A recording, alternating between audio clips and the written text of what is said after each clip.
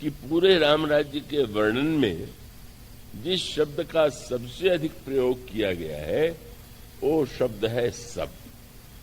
इसका अर्थ ये है कि अगर समाज में कुछ लोग सुखी हो जाए और कुछ लोग दुखी हो जाए, अगर राम राज्य में कुछ लोग सफल, अगर किसी राज्य में कुछ लोग सफल हो जाए और बहुत से लोग विफल रहे, अगर किसी राज्य में कुछ व्यक्ति बहुत धनी हो और अधिकतर व्यक्ति निर्धन हो, तो राज्य तो आदर्श राज्य नहीं का। उसका अभिप्राय स्वाभाविक है कि जिसके पास संपत्ति होगी, जिनके पास नहीं होगी, उनके मन में उनके प्रति ईर्ष्या होगी, विरोध होगा, संघर्ष होगा, और तब पूरी तरह से सुखी होना किसी व्यक्ति के लिए संभव नहीं रह सकता। सुख का जब तक बस एक ही शब्द है कि जो कुछ है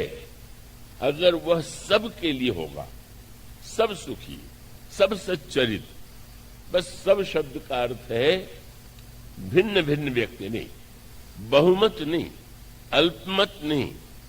इसलिए भगवान बुद्ध ने एक वाक्य कहा था, वो भी बड़ा सुंदर वाक्य है। जो उनके शिष्य भिक्षु थे, उन्होंने पूछा कि जब हम निकले भिक्षा के लिए, समाज में तो हमारा क्या आदर्श होना चाहिए? तो उन्होंने कहा कि भिक्षु, तुम्हारा कर्तव्य बहुजन हिताय बहुजन सुखाय। बहुत लोगों का हित जिसमें हो, बहुत लोगों का सुख जिसमें हो, वैसा तुम करो।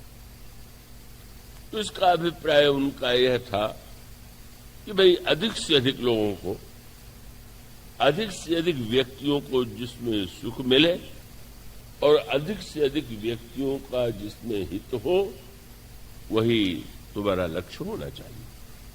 बहुत सुंदर वाक्य है, किंतु राम राज्य का जो तत्व है, राम राज्य का जो स्वरूप है, उससे भिन्न है, उससे आगे।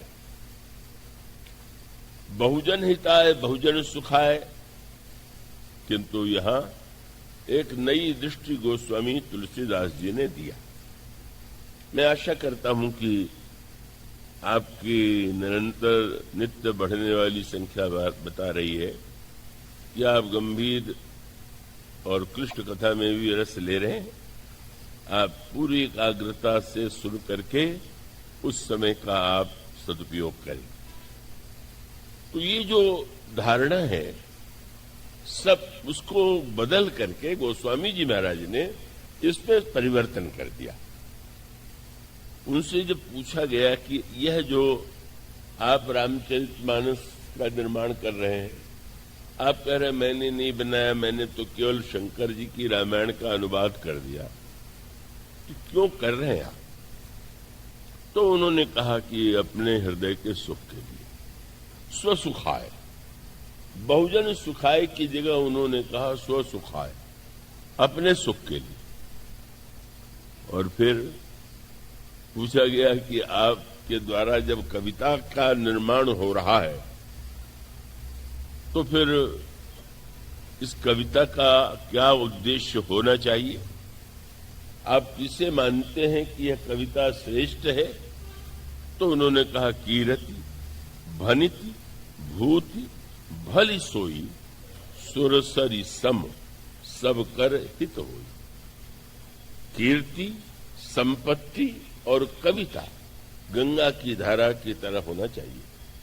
जैसे गंगा जी के यहाँ कोई अंतर नहीं है कि ब्राह्मण है, क्षत्रिय है, वैश्य है, शूद्र है, हिंदू है, मुसलमान है, कोई भेद नहीं है। चाहे जो गंगा में स्नान कर सकता है, प्रत्येक व्यक्ति उसको स्नान के द्वारा अपने में प्रसन्नता, शीतलता का अनुभव कर सकता है।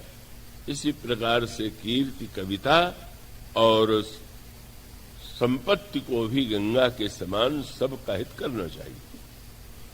अब आप देखेंगे दो शब्द बन गया। भगवान बुद्ध ने कहा बहुजन सुखाय बहुजन हिताय, गोस्वामी जी ने कहा स्वसुखाय और सर्वजन हिताय। क्यों? उसका तात्पर्य यह है, और उस समझ में आने वाला दृष्टांत है कि जब कोई कहे कि भाई मैं अपने स्व के लिए ऐसा कर रहा हूं तो लगेगा कि यह बड़ा स्वार्थी है। किंतु प्रश्न तो यह है जिसको गोस्वामी जी ने सामने रखा कि अगर आप दूसरों को सुख देना चाहते हैं तो पहले आपको स्वयं सुख प्राप्त है कि नहीं, आपको स्वयं सुख का अनुभव हो रहा है कि नहीं। आपके पास जो नहीं है अगर वो दूसरों को बांटेंगे तो बांटेंगे कहां से। गोस्वामी जी का ये स्व जो है इस स्वार्थ का नहीं, इसी का संकेत आपको मिलेगा श्री भरत के चरित्र में।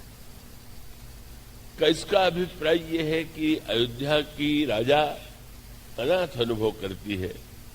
श्री राम वन चले गए हैं और महाराज श्री दशरथ की मृत्यु हो गई है, राज सिंहासन सोना है और राजा के अभाव में समाज में राज्य में अन्याय हो सकता है, कोई दुर्घटनाएं और न जाने कितनी अवांछनीय स्थिति हो सकती है, इसलिए राजा की आवश्यकता है। और गुरु वशिष्ठ ने यही प्रस्ताव, मंत्रियों ने यही प्रस्ताव श्री भरत से किया कि आपको सिंहासन पर बैठ जाना चाहिए, और यदि आप सदा के लिए सिंहासन पर नहीं बैठना चाहते तो सौंपे हुए राज राम के आए। किंतु श्री भरत जी ने जो सूत्र दिया उसी का अनुकरण गोस्वामी जी ने किया। गोस्वामी जी ने, श्री भरत ने कहा कि अगर हमारा हृदय जल रहा हो तो हम दूसरों को शीतलता देंगे कहां से। अथवा मान लीजिए यो एक दृष्टांत ले ले कि एक व्यक्ति यह निश्चय करे कि हम समाज की सेवा करेंगे। समाज की सेवा किस रूप में आप करेंगे? उन्होंने निर्णय किया कि प्यासे लोगों को हम जल पिलाएंगे। प्यासे को जल पिलाना बड़ा पुण्य का कार्य है। प्याऊ भी लोग बनवाते हैं, स्वयं भी कोई प्यासा आ जाए तो जल पिला देते हैं।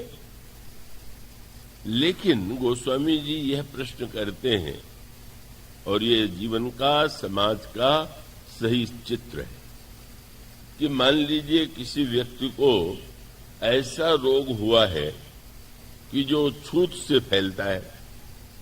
मान लीजिए उसके शरीर में राजक्षमा, तपेदिक या टीबी उसके कीटाणु है।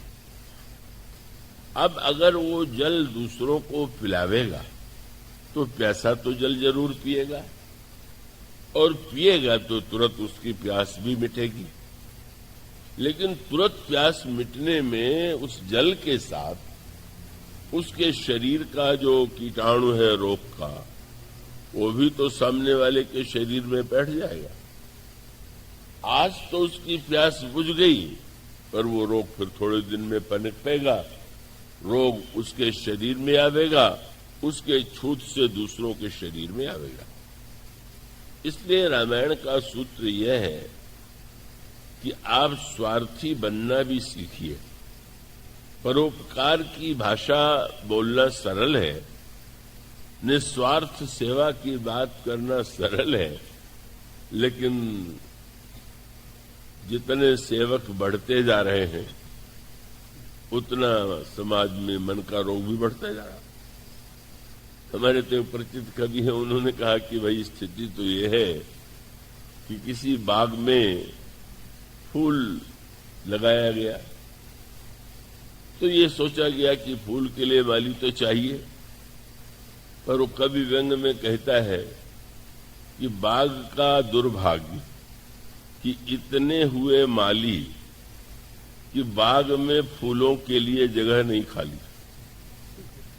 अगर इतने माली बाग में इकट्ठे कर दिए जाएं कि माली ही माली भर जाएं, फूल लगाने की जगह न बचे, तो बाग का सौभाग्य है कि दुर्भाग्य है। मानो व्यंग ये है कि अगर इतने व्यक्ति लोगों की गरीबी दूर करना चाहते हैं, लोगों का दुख दूर करना चाहते हैं, पर सफलता तो नहीं मिल रही। नहीं मिल रही है तो इसका कारण यही है कि जो सेवा करना चाहता है उसको स्वस्थ भी होना चाहिए। स्वस्थ रह करके वह अपनी सेवा तो करता ही है, पर अपनी सेवा के साथ साथ दूसरों का भी की सेवा कर सकता है।